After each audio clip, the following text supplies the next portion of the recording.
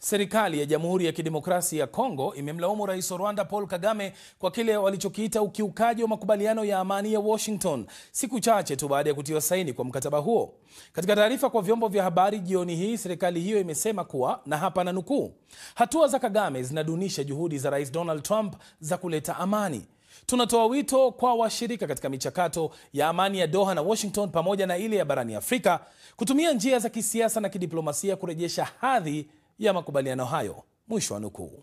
Rais Paul Kagame wa Rwanda naye amesema nchi yake haihusiki na ukiukwaji wa makubaliano yaliyosainiwa baina yake, Marekani na DRC wiki iliyopita.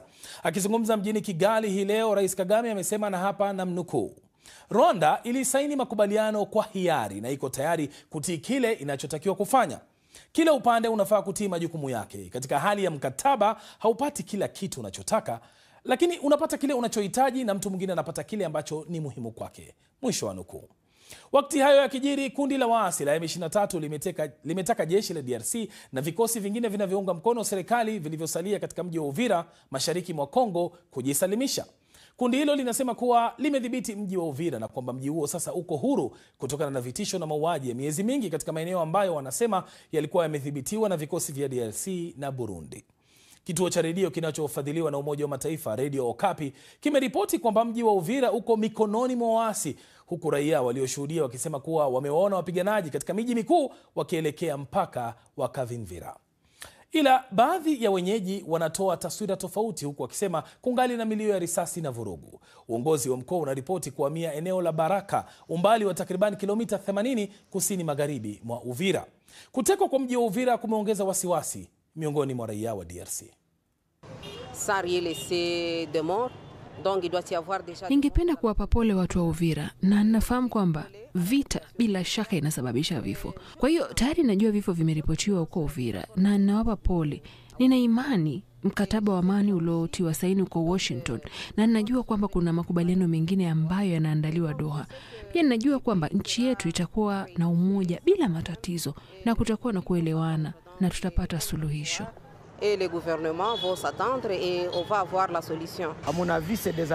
Tuliona haya ni makubaliano yanayowahusu marais hawa wawili, Paul Kagame na Bwana Tshisekedi, rais wa DRC. Nimeona kwa uchungu baada ya kutiwa saini kwa makubaliano haya, maeneo zaidi yanazidi kutekwa na kudhibitiwa na M23. Natumai kuwa serikali itatumia hekima na kufanya mazungumzo na M23. Kadiri nchi ingali vya makoro hivi, tungana teseka tu. Tungana teseka tu paske makoro, kwanza mimi niko motari.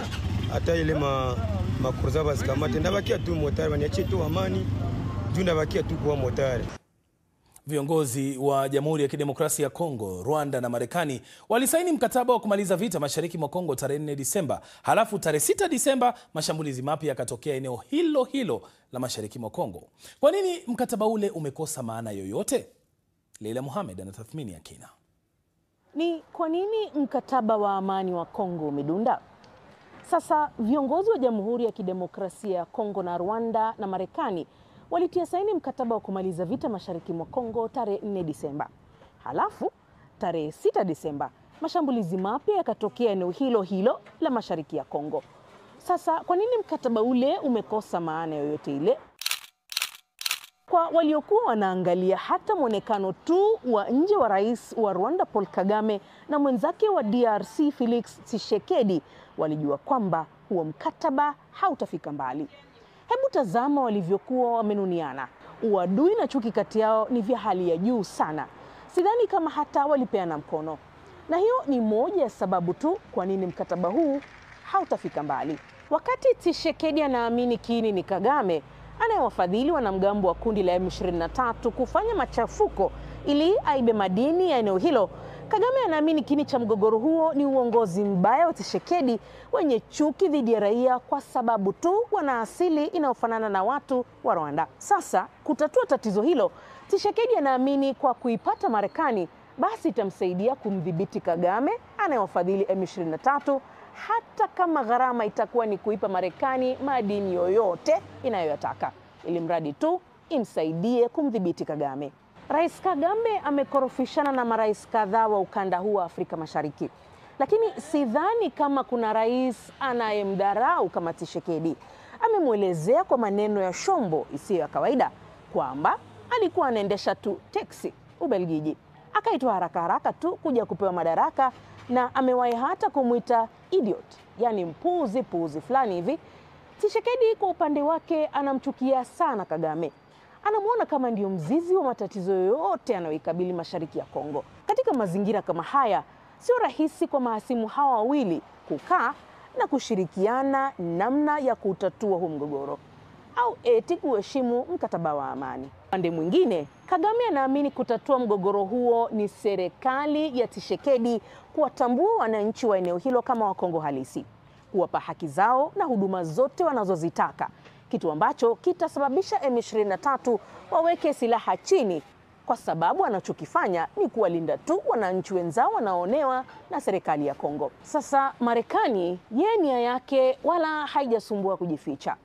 Trump amesema wazi kwamba kupitia ushirika huo Marekani itakwenda kuvuna madini mengi ya thamani yatakaowasaidia kuendeleza viwanda na teknolojia katika nchi yao. Lakini wakati M23 ndio wapiganaji waliopo katika eneo husika la mgogoro, wao hawakuwepo katika utiaji saini wa makubaliano ya amani, na kuna wasiwasi kama walihusishwa na kuzingatiwa kwa maslahi yao kwa mazingira haya ya chuki ya kutoaminiana kati ya mahasimu wakuu wasiokubaliana juu ya mzizi wa tatizo hilo na namna ya kulitatua.